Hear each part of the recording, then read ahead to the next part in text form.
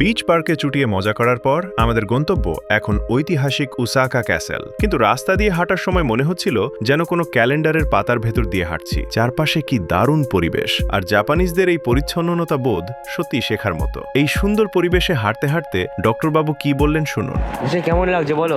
অসাধারণ, অনবদ্য, অবিশ্বাস্য একটা পরিবেশের মধ্যে দিয়ে আমরা হেঁটে চলেছি। ঝকঝকে রোদ। এখন দুপুর 2টো বাজে প্রায় বোধহয়, না বাজে হচ্ছে গিয়ে দুপুর 1:40 বাজে প্রায়। রোদটা খুব মিঠে লাগছে, একদম পুরো ছবির মতো, ক্যালেন্ডারের পাতার মতো।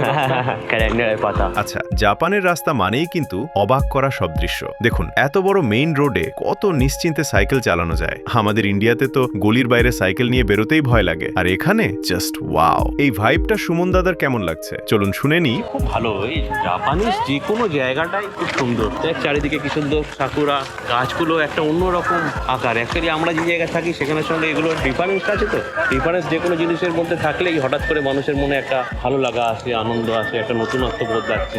কত বাচ্চারা জাপানিজরা সব এখানে বসে গিয়ে আর একটা জায়গায় সব নিজেরা পিকনিক টাইপের হানামি বলে, মজা করছে।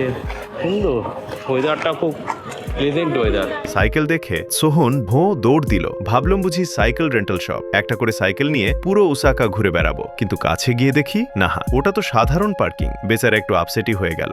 জাপানের রাস্তায় হাঁটতে হাঁটতে যে প্রকৃতির এত কাছে চলে আসবো ভাবিনি। হঠাৎ দেখি এক বিশাল বাজ পাখি। শহরের মাঝখানে এমন দৃশ্য দেখাটা আমাদের জন্য সত্যিই খুব সারপ্রাইজিং ছিল। অবশেষে আমরা পৌঁছালাম আমাদের ডেস্টিনেশন ওসাকা ক্যাসেলে। সামনে থেকে এর বিশালত্ব আর সৌন্দর্য দেখে জাস্ট কথা হারিয়ে ফেলেছি। আর ঠিক তখনই আমাদের কানে এলো এক অপূর্ব সুর। সামনেই এক জাপানিজ স্ট্রিট মিউজিশিয়ান গান গাইছেন। সেই পারফরমেন্স দেখতে পাবেন পরের ব্লগে। সঙ্গে থাকুন, দেখা হচ্ছে খুব তাড়াতাড়ি। Stay tuned.